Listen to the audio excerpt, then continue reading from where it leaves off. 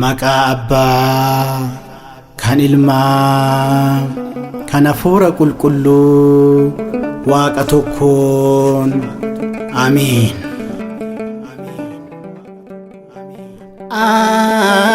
Ayyaana kee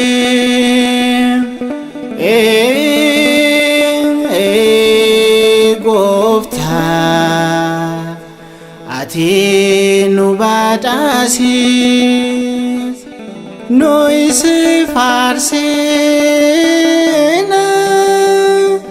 masaanqoof baganaan si galateeffanna, si galateeffanna, maqaa kee leellisna.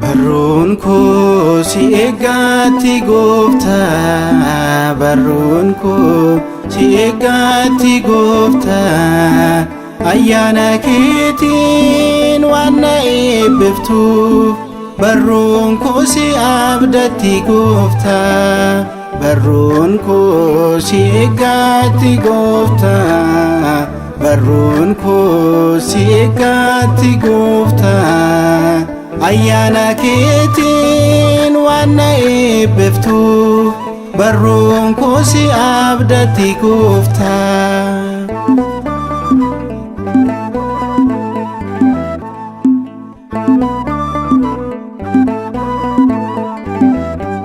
Waaqna baaboon dachee bareechitu, allaattotaas kan isaan wallaantu, anoo suman eeggadha kennaa isa barruu keerraa, anoo suman eeggadha kennaa isa barruu keerraa, obsa Iyyoobiin na guuta daraa, barruun koo si eeggatti Gooftaa, barruun koo si eeggatti Gooftaa, ayyaana keetiin waan na eebbiftuuf, barruun koo si abdatti Gooftaa.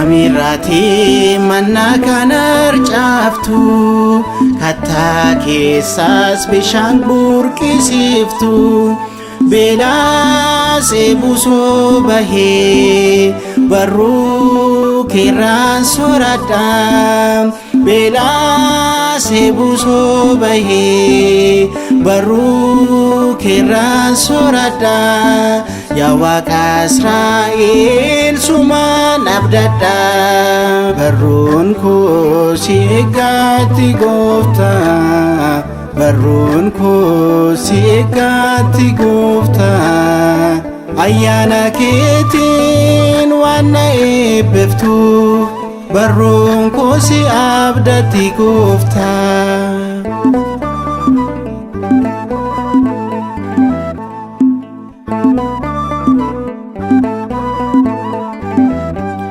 Halkan guutuu galaanarra buluus, guboon koo duwwaasaa deebi'uus, kennaa isa bara baraa, ayyaana kee samiirraan, kennaa isa bara baraa, ayyaana kee samiirraan, Gooftaa eebbisii jireenya koo maraa. barruun koo si eeggaatti gooftaa, barruun koo si eeggaatti gooftaa. Ayyaana keetiin waan na eebbiftuuf barruun koo si abdatti gooftaa, barruun koo si eeggaatti gooftaa, barruun koo si eeggaatti gooftaa. Ayyaana keetiin waan na eebbiftuuf barruun koo si abdatti gooftaa.